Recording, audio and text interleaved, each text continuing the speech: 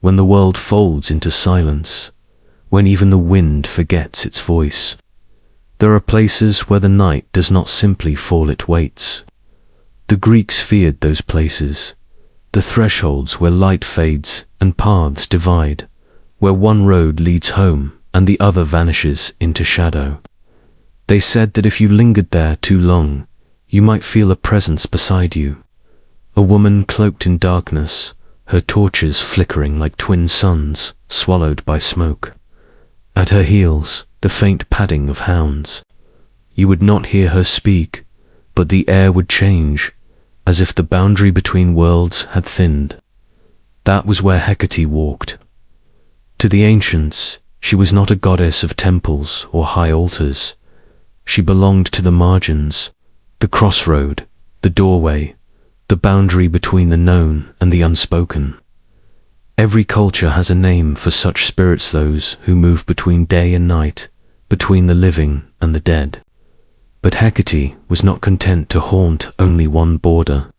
She walked them all, earth, sea, and sky.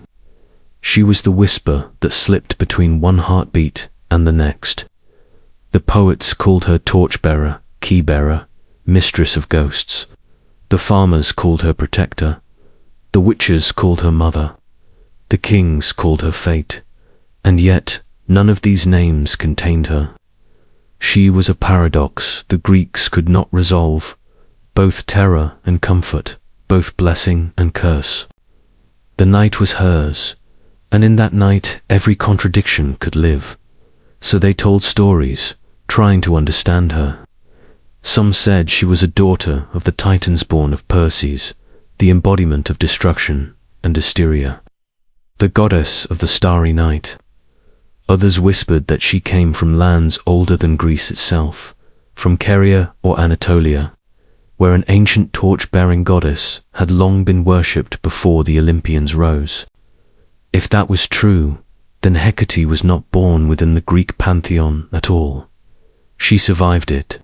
She was memory itself, something that could be reshaped, renamed, but never erased.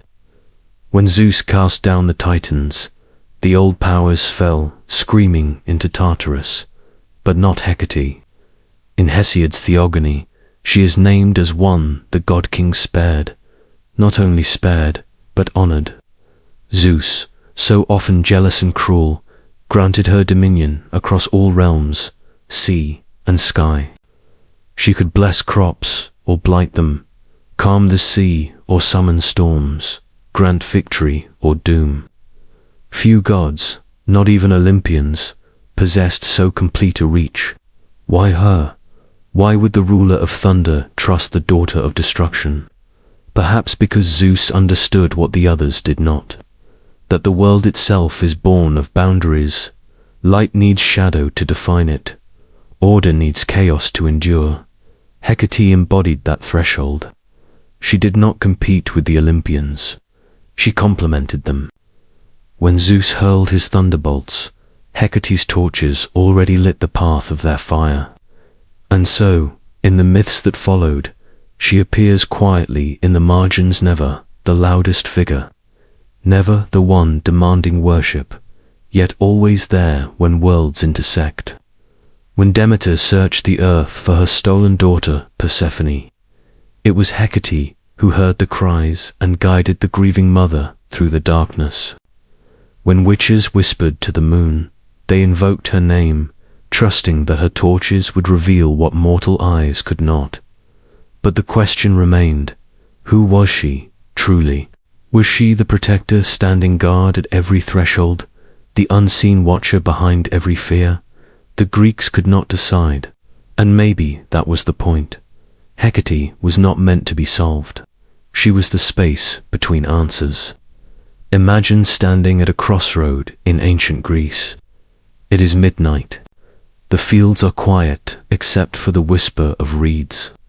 Before you, three paths diverge. The moon hangs low, swollen, veiled in mist. The villagers say you should never linger where roads divide after dark, because such places are thin, and through thin places things can pass. You place an offering at your feet, bread, honey, maybe a bit of garlic. You do not look back as you walk away. And if you hear the soft padding of paws, you keep your eyes ahead. For if you turn, you might see her holding her torches high, face half lit, half hidden, as if she herself were a crossroad between worlds. Every part of her myth mirrors this idea of transition. She is born from destruction and starlight, two extremes bound together. Her power is the movement between Titan and Olympian, between chaos and cosmos, between light and the depths below. Even her symbols speak of thresholds. The torch to guide through darkness, the key to open what is forbidden, the hound who senses spirits before humans ever can, the snake who sheds its skin to cross from one life into another. Artists of the early age painted her as a solitary woman, tall, cloaked, bearing twin torches. Later, she was carved as three figures joined back to back, each facing a different direction. To the Greeks, it was a fitting shape for a goddess of crossroads, one who could look into past, present, and future at once.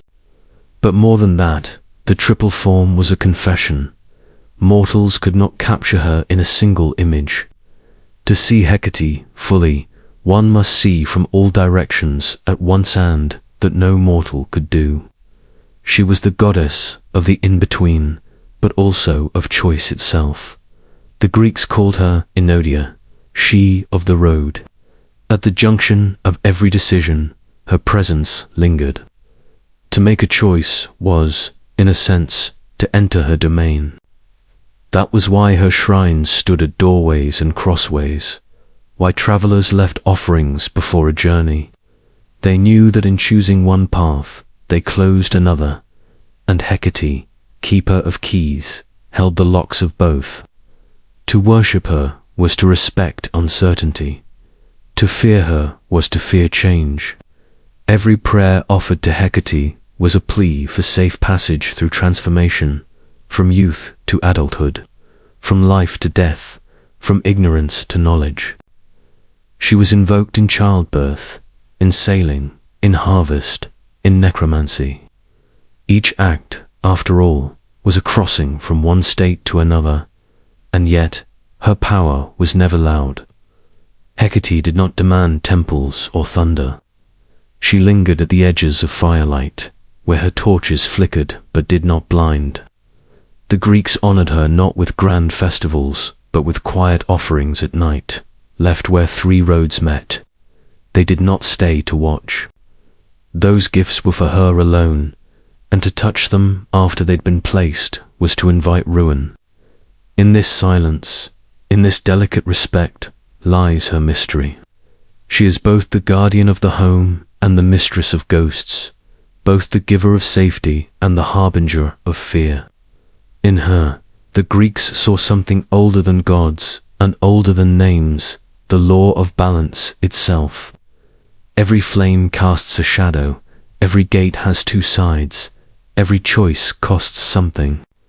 And so, when they whispered her name, it was never to command her, but to be seen by her.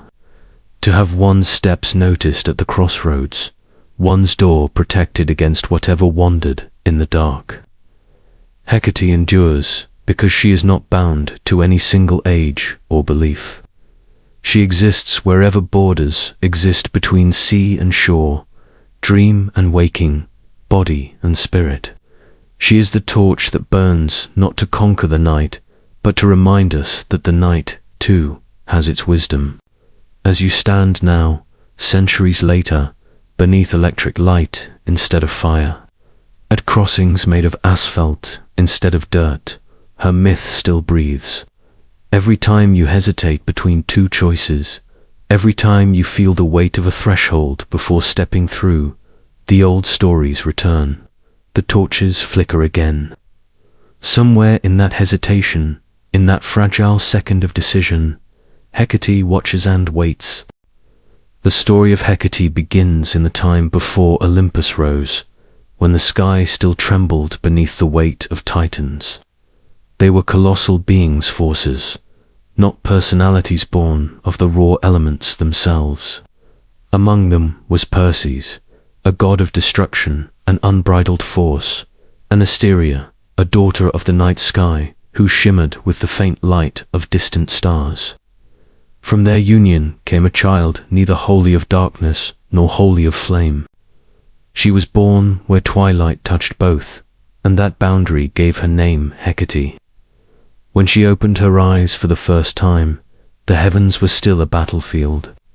The Titans ruled, and the world was a vast, untamed wilderness. Hecate was not a goddess of creation, but of passage. Where others sought dominion, she sought the spaces between dominions. While her kin raised mountains and split seas, she walked through the silence that came after storms, learning the language of thresholds. But change was coming. The younger gods, led by Zeus, were rising to challenge their parents. The war that followed the Titanomachi shook the pillars of the earth. For 10 years, the heavens were aflame with lightning and ruin. Mountains collapsed, oceans boiled, and the very order of the cosmos hung in balance.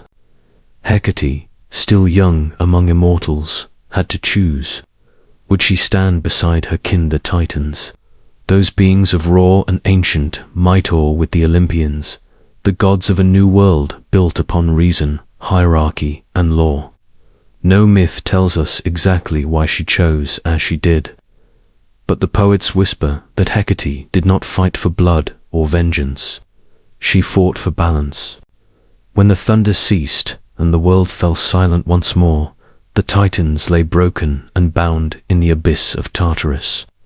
Yet one name was spared the curse. Hesiod writes that Zeus honored Hecate above all, granting her dominion over the 3 realms. It was an extraordinary gesture.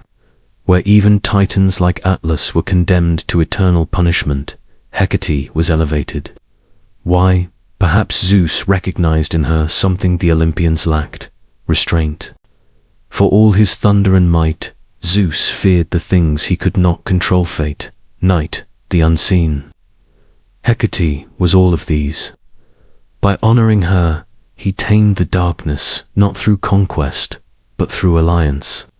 In a way, she became the shadow of Olympus itself, unseen counterpart to its golden light. And yet, the old stories do not paint her as a loyal servant.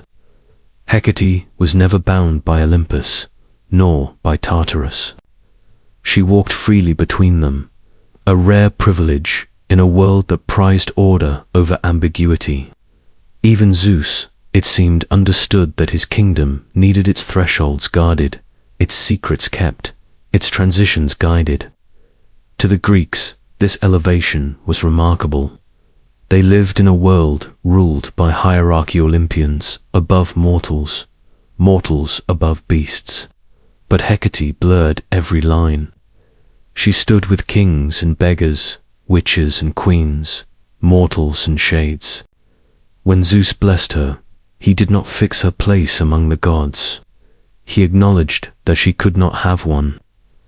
In the villages, they imagined her as a Titaness wandering the edges of night, her torches illuminating the crossroads where human choices echoed in eternity. At sea, sailors left offerings to her before setting sail: small bits of bread and honey cast upon the waves, asking her to hold back the storms that answered to her name. In the fields, farmers prayed for her favor before sowing, for she could as easily bless their crops as blight them. But her roots ran deeper than even Hesiod's verse could trace. Archaeologists now believe that her worship began long before the Greek tongue was ever spoken. Across the Aegean and in Anatolia, modern-day Turkey inscriptions tell of a torch-bearing goddess of night and magic. Her name changed with every region, but her essence remained, a figure standing at the border between safety and danger. When her cult reached Greece, she did not vanish, she adapted. The Greeks did not erase her, they translated her. And that is what makes Hecate so different from the other gods. Most deities lose their power when their temples fall. Hecate gained hers in translation. She was not confined to one myth, one nation, or one age. Like her torches, her story moved from one world to the next, carried by those who lived in the in-between, by travelers, healers, and witches who felt her presence in the dim hours before dawn. Some scholars think this is why Zeus feared to anger her.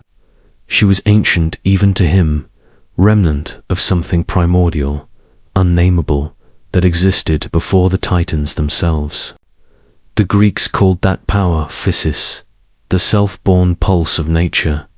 In Hecate, they saw that pulse made sentient. To worship her was to bow not to authority, but to the invisible laws that rule all change. Death into birth, decay into renewal, shadow into light. There is a legend seldom told outside mystery schools. They say that during the final days of the Titanomachy, when the war raged hottest, Zeus was struck down for a moment by his father's fury. Lightning fell silent, the sky dimmed, and through that stillness, Hecate raised her torches, guiding the wounded Olympian through the storm's veil. When he rose again, his first decree was to honor the one who had lit the way. Whether myth or metaphor, the message endures. Without darkness to navigate, even the gods would stumble. Hecate's dominion over the three realms, sea and sky, was not just symbolic. It reflected the human condition itself. On earth, she governed fertility and harvest. On the sea, she ruled the restless forces of emotion and fate. In the sky, she moved with the moon, whose shifting light mirrored her own phases. To honor her was to recognize that life flows between these states constantly, never fixed, always crossing. In that fluidity lay both her danger and her mercy. A sailor who forgot to offer her bread might find his ship caught in a sudden gale. A family who honored her might sleep safely while others heard ghostly hounds at their doors. The Greeks did not see this as cruelty, it was reciprocity. Boundaries demand respect. Hecate was the reminder that every gift in life has an edge, every blessing a shadow. Her torches, twin flames burning in either hand, became symbols not only of light but of duality, of the choice every mortal faces at each crossroad. To one side, the familiar and safe. To the other, the unknown and transformative. She did not choose for them. She merely watched, waiting to see who would walk bravely into the dark. And so, while the Olympians ruled from their marble thrones, Hecate's power pulsed quietly through the cracks of their world. She was not the thunder that made men bow. She was the whisper that made them think. She ruled no kingdom, yet every decision passed through her invisible gates. Even today, when her name is spoken, it carries a kind of hush. You can almost feel the weight of her torches, the pull of her gaze from the unseen. Hecate, the survivor, the intermediary, the undying boundary, daughter of Titans, yet mother to every threshold that ever was. If the ancient poets gave Hecate her birth, it was the artists who gave her shape. In their hands, she became both a face and a philosophy, a goddess sculpted from thresholds. Her earliest images were simple, a solitary woman cloaked in shadow, carrying twin torches to light the paths between worlds. But as centuries passed, her form began to change. The Greeks, obsessed with symmetry and symbolism, gave her 3 bodies instead of 1. The triple Hecate stood with her backs joined, facing in 3 directions. Each figure held a torch, a dagger, or a key. At her feet coiled serpents. Beside her sat hounds, their ears lifted to the invisible. To the eye, she was motionless. To the soul, she was always turning. The ancients said this form allowed her to watch all crossroads at once, to see past, present, and future together. But it was more than vision. it was dominion. To stand in 3 times and 3 spaces was to stand outside of all of them. The number 3 has always haunted myth.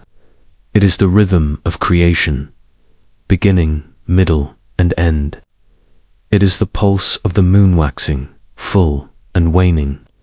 It is the heartbeat of every human life, birth, death, and whatever lies beyond. In making Hecate threefold, the Greeks captured not just her power, but her principle, that all things move through cycles, and she is the keeper of those transitions. Her symbols multiplied, each one a map of her nature: the torch, to guide and to burn; the key, to open or to seal; the dagger, to protect or to cut away; the hound, guardian of the unseen; the serpent, the eternal return. Even the rope and whip, sometimes shown in her grasp, spoke of boundaries, things that could bind or release, depending on her will. It is no accident that her triple image emerged during the Hellenistic period, when Greek culture itself was shifting. The old city-states had fallen. Empires spread their shadows over the world. The boundaries between peoples and gods blurred, just as Hecate herself blurred them. Her image became a mirror for the Aegean emblem of transition, adaptation, and survival. Yet beneath every depiction there is an unease. The Greeks loved order, but Hecate thrived in ambiguity. In a pantheon of radiant gods Apollo, blazing with sunlight; Aphrodite, shimmering with beauty, she was shadowed, torchlit, half hidden. Her beauty was not meant to soothe, but to unsettle. You never saw her fully. She was always at the edge of your vision, where firelight faded into dark. In ancient art, her eyes were rarely carved clearly. They were left shallow, as if their gaze was turned inward or elsewhere. Some said it was because she saw what mortals could not. Others claimed her eyes were blind to the world of men, fixed instead on the realms beyond. In either telling, she was a reminder that power does not always roar. Sometimes it waits, quiet and inevitable, in the places others refuse to look. As her image spread, her presence began to weave into other myths. The Greeks, ever fond of syncretism, began to link her to Artemis, the huntress of the wild, and to Selene, the personification of the moon. Together they formed a trinity of light and shadow: Artemis, the maiden; Selene, the mother; and Hecate, the crone. 3 faces of the lunar cycle, 3 stages of womanhood, 3 mirrors of the same flame. But to call her the crone is to misunderstand her. In the oldest hymns, Hecate was not frail or withered. She was powerful, radiant even in shadow, ageless as the moon she guided. The Greeks never imagined her as an old woman, but as a force youthful and terrible, both maternal and merciless. Later ages, uncomfortable with such contradictions, turned her into a witch. Yet to the ancients, her magic was not evil. It was the hidden law that bound opposites together. Some statues showed her holding a small object between her hands, a key dangling from a chain. To the Greeks, this was not metaphor. They believed she literally possessed the keys to all realms. When a soul left the body, it was Hecate who decided whether the gates of the underworld would open or remain sealed. Her torches guided the spirits of the newly dead, just as they had guided Demeter and Persephone through the veil of night. And yet, she was not only a goddess of the dead. In the villages, families placed small altars to Hecate at their doorways. There, her 3 faces watched the road, the home, and the unknown beyond. The people left offerings, cakes, eggs, garlic, fish at the end of each lunar month. These were called Hecate's suppers. They were not eaten afterward, for what was given to her belonged to her alone. To take back such an offering was to invite her wrath, or worse, the attention of the spirits she commanded. Dogs were sacred to her, not because she owned them, but because they sensed what humans could not. The Greeks said that when dogs howled at midnight, they were greeting her as she passed. To hear that sound was both a blessing and a warning. It meant she was near. The torchlight that accompanied her was not bright like daylight, it was warm, amber, unsteady. It illuminated just enough to see the path, but not enough to reveal the destination. This, too, was part of her mystery. Hecate's light was never meant to banish darkness, only to make it navigable. She did not promise safety, but guidance. In some villages, people claimed that if you stood at a crossroads on the night of the new moon and whispered her name, the air would tremble. They said the flame of her torch could reveal your true self, for a moment your hidden desires, your secret fears. Few dared to test it. Those who did often returned silent, their eyes reflecting something unseen. Even in her most benevolent form, Hecate remained a reminder that knowledge is never free. To hold the key is to bear the burden of what it unlocks. To carry the torch is to know that every light casts a shadow. Halfway through her myth, she becomes less a goddess and more an idea, the consciousness of thresholds themselves. When a child is born, when a traveler departs, when a soul dies, something unseen stands watch, ensuring the passage completes. Whether named or not, that watcher is Hecate. In this, she differs from the other gods. Zeus rules by decree, Athena by wisdom, Poseidon by storm. Hecate rules by silence. She governs what cannot be governed, the fragile instant between two moments. To those who fear endings, she brings endings. To those who crave beginnings, she opens doors. And to those who stand too long undecided at the crossroads, she simply waits, her torches flickering in the wind. If you listen closely to the old hymns, you will hear it, the echo of dogs, the sound of footsteps on dust, the faint hiss of a key turning in an unseen lock. They do not call her goddess of light or mistress of death. They call her Enodia, she of the roads, and Phosphoros. Lightbringer. In her, light and darkness are not enemies. They are twin torches in the same hands. And perhaps that is why she endures. For every age has its crossroads, every heart its locked door, every life its night to cross. And at each of those thresholds, the old goddess stands still, three faces gazing in all directions. One hand holding the key, one lifting the torch, and one resting quietly on the head of a hound that watches the unseen road. If the heavens honored Hecate for her wisdom, the earth remembered her for her presence. For it was not on Olympus that mortals found her, but in the places where the ordinary world faltered in doorways, at gravesides, in the trembling hush of Crossroads. To the Greeks, she was the goddess who walked when others slept, the keeper of torches that burned not for celebration, but for revelation. Her temples were not palaces of marble, but shadows at the edge of towns. The offerings left in her name were not grand sacrifices, but humble suppers of bread, garlic, fish, and honey. On the last night of each lunar month, when the moon vanished into darkness, households placed these offerings at the junction of three roads. Then, without a word, they walked away. They never looked back. It was called the Hecate Deipnon, the supper of Hecate, a cleansing of the old month before the new began. Food left for her, or perhaps for the spirits she led. The next morning, the offerings would be gone. The villagers said that dogs had eaten them, but if you listened to the tone of their voices, you could tell they weren't sure. In this ritual lay the essence of Hecate's mystery, an exchange not of wealth, but of respect. The Greeks believed that the world was a layered place, filled with unseen forces. The living, the dead, The divine all existed in overlapping spaces, separated by fragile veils. Hecate was the keeper of those veils. To feed her was to honor the boundaries that kept the living safe. To forget her was to invite the veils to tear.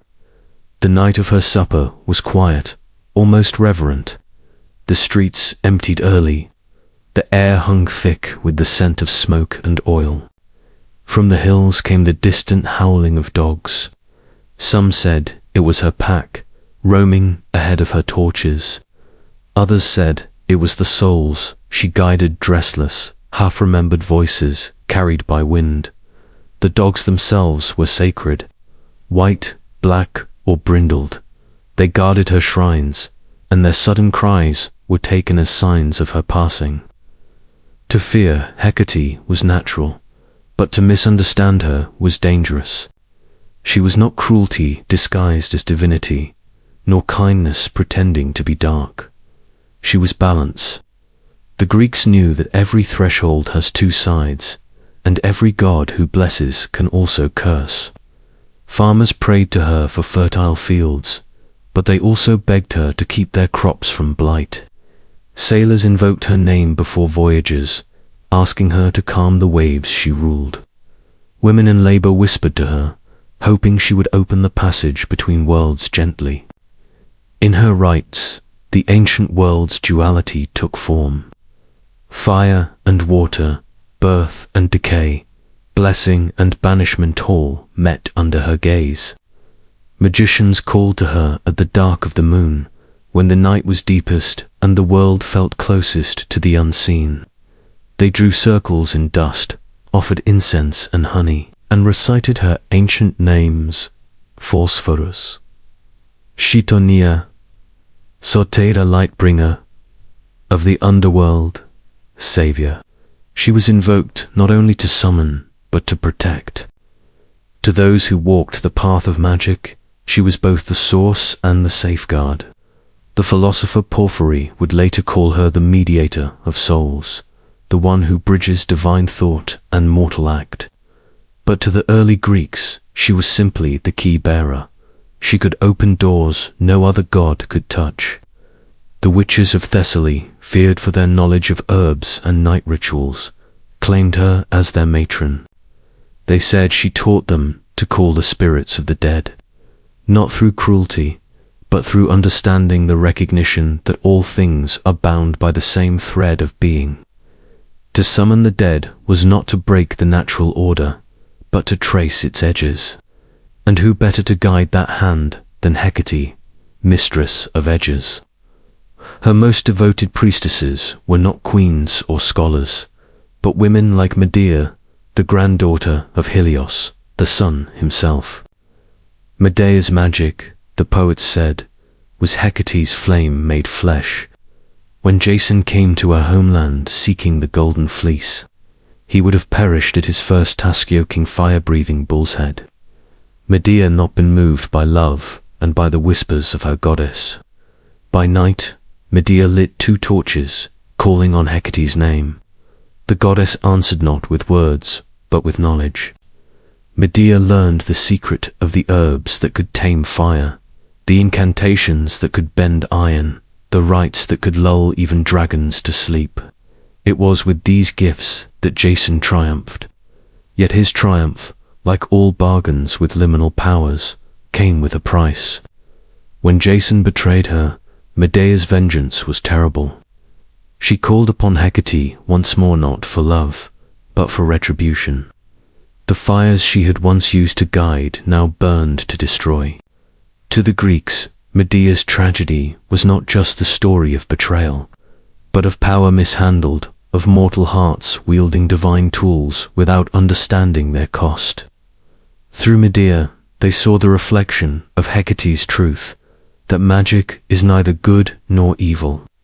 It is a mirror, and what you bring to it is what it gives back. Even beyond Medea, Hecate's name haunted the edges of countless myths.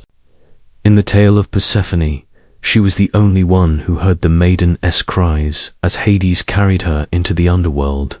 When Demeter, frantic and despairing, searched the earth, Hecate came to her with her twin torches, lighting the way. Together they descended into the realm of death to bring the girl back. When Persephone was finally allowed to return for part of each year, Hecate chose to remain by her side in the shadows, below guardian, companion, guide.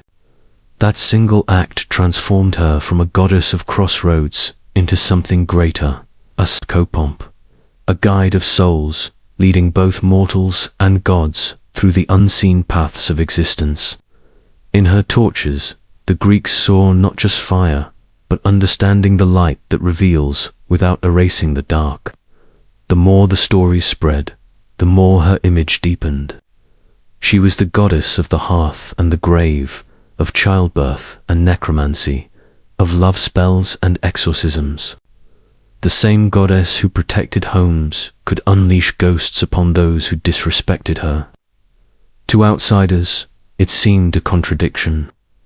To those who knew her, it was the perfect harmony of nature.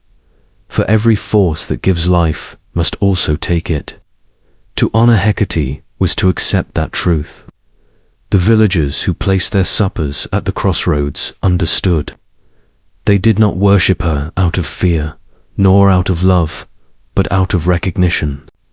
She was the night's heartbeat, the silence between breaths, the flicker between two worlds. In her, every ending was a beginning waiting to be lit.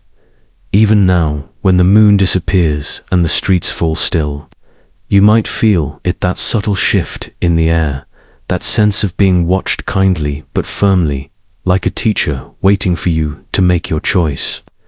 The hounds cry in the distance, and somewhere, unseen, a torch flares to life.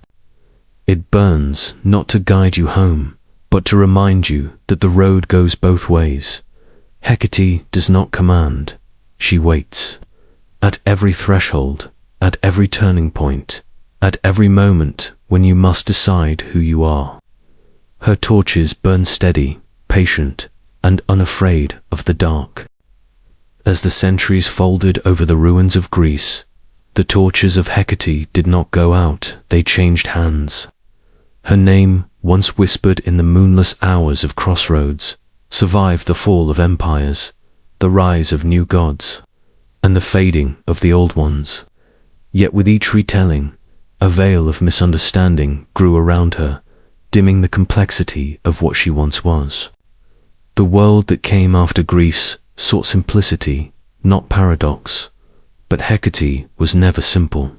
She was the torch that refused to burn only one color. By the Roman age, her image had shifted. The poets of the empire, more comfortable with fear than reverence, called her Triformis, the three-formed goddess of witches and graveyards. They wrote of her as a shadowy crone wandering the outskirts of cities, followed by hounds and ghosts. The nuance of her balance, the harmony of blessing and bane, was stripped away. The torches she carried became symbols of dread. The key she once held as a guardian became the tool of a necromancer. In the transformation, something vital was lost: her dignity. It is easy to understand why. To those who worshipped the sun, anything that walked by moonlight must have seemed dangerous. Darkness, once a companion of light, was recast as its enemy. The sacred art of walking between worlds, the very essence of Hecate, became taboo. Yet her followers did not vanish. They adapted, as she always had. Beneath new names and secret rites, her flame endured, flickering quietly in the undercurrents of magic and mysticism. By the time the philosophers of late antiquity rose, Hecate's role began to evolve again. The Neoplatonist seekers of hidden order within chaos found in her the perfect symbol. To them, Hecate was not merely a goddess of witchcraft or crossroads, but a cosmic principle, the world soul. She was the living bridge between the divine realm of pure thought and the mortal world of matter. In her, the gods spoke to humankind not through thunder or law, but through intuition, dreams, and mystery. She was the breathing threshold between the infinite and the finite. The philosopher, Proclus, wrote that Hecate was the container of all life, a divine mediator whose light illuminated the path from the material to the spiritual. She was not darkness, but the understanding of darkness, the awareness that light, to exist, must have a shadow. To contemplate Hecate was to acknowledge that the universe itself is an act of transition, forever moving between being and becoming. Even as the ancient world faded, her echoes lingered. The early Christian centuries tried to silence her name. The crossroads became symbols of damnation. Her hounds became demons, her torches the fires of hell. Yet despite this rewriting, her essence refused to vanish. The people still left offerings at their doorways, though they no longer spoke her name aloud. They hung garlic for protection. They whispered prayers to the Lady of the Night Before Journeys. The memory of Hecate endured, cloaked in silence but alive. And when the world began to remember her again, it was through the same liminal spaces she had always inhabited: magic, poetry, and the untamed places of the human soul. The alchemists of the Middle Ages invoked her as a symbol of transformation. The witches of the early modern era, persecuted and hunted, called to her as Queen of Night and Keeper of Secrets. For them, she was not a monster, but a mother one who understood pain, exile, and resilience. In the modern age, as humanity rediscovered its hunger for the sacred feminine, her torches flared anew. The rise of Wicca and neo-paganism restored her to her ancient place not as a demon, but as the goddess of balance, intuition, and the eternal cycle.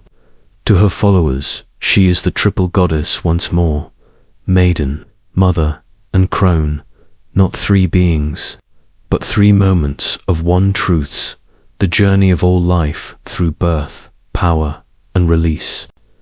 And so the Hecate of today stands between centuries, as she always has between worlds. Her torches burn not in fear, but in recognition. She is invoked by those who seek clarity in confusion, courage in transformation, and wisdom in shadow.